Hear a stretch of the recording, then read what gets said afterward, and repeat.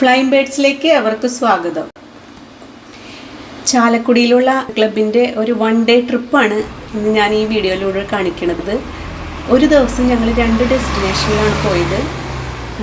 First തന്നെ ഞങ്ങൾ പോണത് ബോച്ചയുടെ ടോഡി ഷോപ്പും അതിനുശേഷം നമ്മുടെ നെഫർട്ടിറ്റി ക്രൂയിസ് ഷിപ്പും. ഇതിൽ ഫസ്റ്റത്തെ വീഡിയോ ഞാൻ കാണിക്കുന്നത് നമ്മുടെ ടോഡി ഷോപ്പിൻ്റെ വീഡിയോ ആണ്. രണ്ടും കൂടി ഉൾപ്പെടുത്തുമ്പോൾ ഒരുപാട് ടൈം കൂടിപ്പോണ്. അത് കാരണം ഞാൻ 2 പാർട്ടായിട്ടാണ് ഇത് ചെയ്യണത്. അങ്ങനെ ഞങ്ങൾ രാവിലെ ഒരു 10 മണിയോടുകൂടി ദ ഫ്ലൈങ് ബേർഡ് മക്കാവ് എന്ന് പറഞ്ഞ ഈ ബസ്സിലാണ് ഞങ്ങൾ പോണത്. നല്ല അടിപൊളി ട്രിപ്പായിരുന്നു കേട്ടോ. ഒരു 1 ഡേ ഫുൾ കംപ്ലീറ്റഡ് ആണ്. 10 മണിക്ക് പോയി രാത്രി 10 മണിക്ക് തന്നെ തിരിച്ചു വരുന്ന ഒരു പരിപാടി. 12 മണിക്കൂർ അത് ഫില്ലായിട്ട് എൻജോയ്മെൻ്റൊക്കെ ആയിട്ടുള്ള ഒരു ട്രിപ്പ്. അങ്ങനെ ഞങ്ങളെല്ലാവരും ബസ്സിലുള്ള കലാപരിപാടികളാണ് ഈ കാണുന്നത്. ഒരുപാട് ഗായകർ ഞങ്ങൾക്കുണ്ട്. അത് കാരണം അവരുടെയൊക്കെ പാട്ടുകളാണ് ആദ്യം തന്നെ നടന്നുകൊണ്ടിരിക്കുന്നത്. പാട്ടും ഡാൻസും കോമഡിയും എല്ലാം നിറഞ്ഞിട്ട് എല്ലാവരും ഈ ഒരു ഡേ ഫില്ലാക്കണം കേട്ടോ. അങ്ങനെ ഞങ്ങൾ സ്നാക്സും സ്റ്റാർട്ടറും ഒരുപാട് കഴിച്ചിട്ടാണ് സത്യം പറഞ്ഞാൽ ബോച്ചയുടെ അവിടേക്ക് പോകുന്നത്. ശരിക്കും ബോച്ച ടോഡി ഷോപ്പിൽ പോകേണ്ടവർ വയറ് ഫുള്ളാക്കി പോകരുത് കേട്ടോ. അവിടെ ഒരുപാട് ഫുഡുണ്ട്, സ്റ്റാർട്ടറുകളും ഒരുപാട് കഴിച്ചിട്ടാണ് പോണത്. നല്ല അടിപൊളി ഡാൻസും പാട്ടൊക്കെ നടന്നുകൊണ്ടിരിക്കുക കേട്ടോ. എല്ലാവരും ഇതിൽ സജീവമായി പങ്കെടുക്കുന്നുണ്ട്. എന്നാലുള്ളൂ നമ്മുടെ 1 ഡേ ട്രിപ്പ് ഹാപ്പിയായി പോകുള്ളൂ.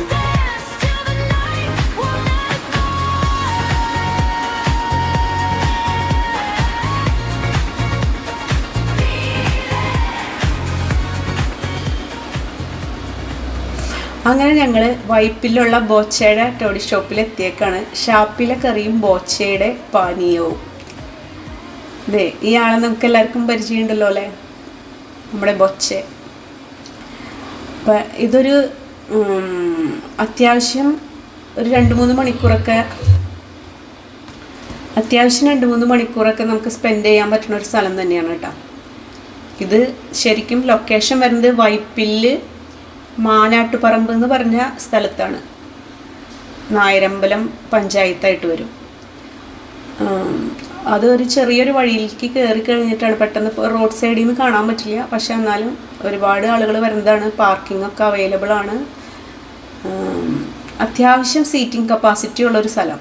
നമ്മൾ ഇത്രയും 10-200 പേരൊക്കെ ചെന്നാലും നമുക്ക് അങ്ങനെ റഷായിട്ട് തോന്നൂല. അത്യാവശ്യം നല്ല സ്പേഷ്യസ് ആയിട്ടുള്ള സ്ഥലം. കായലിനോട് ചേർന്നാണ് കിടക്കുന്നത്. നല്ല ആംബിയൻസ്, ചൂടൊന്നുമില്ല, നല്ല കാറ്റൊക്കെ വരുന്നുണ്ട്.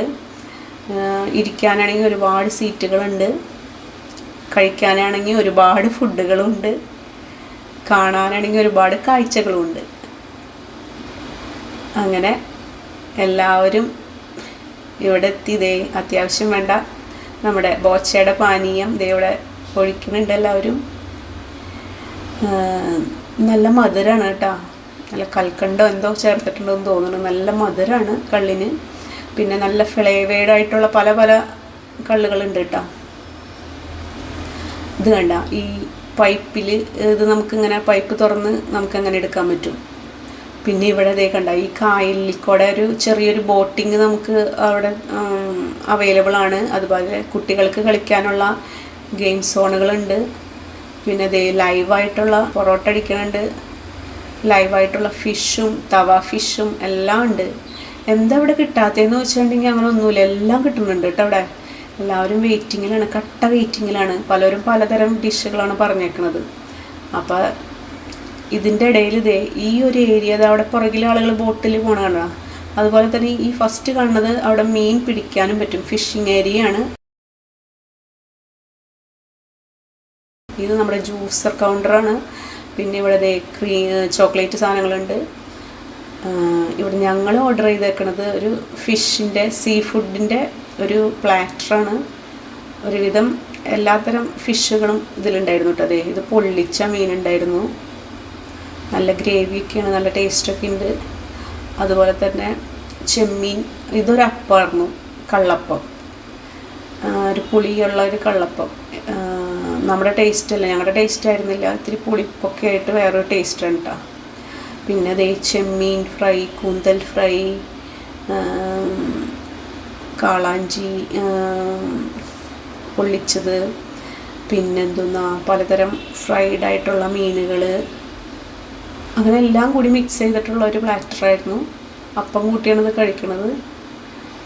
ഞങ്ങൾ വേറെ ഒന്നും ഓർഡർ ചെയ്തില്ല, കാരണം നമുക്കിത് കഴിഞ്ഞിട്ട് വേറൊരു ഫുഡും കൂടി ഉള്ള കാരണം, പിന്നെ ഓൾറെഡി സ്റ്റാർട്ടറുകൾ മുഴുവൻ തിന്ന് നമ്മുടെ വയറ് കഴുത്തിൻ്റെ അറ്റം വരെ ഏകദേശം നിറച്ച് വെച്ചിട്ടുണ്ടായി.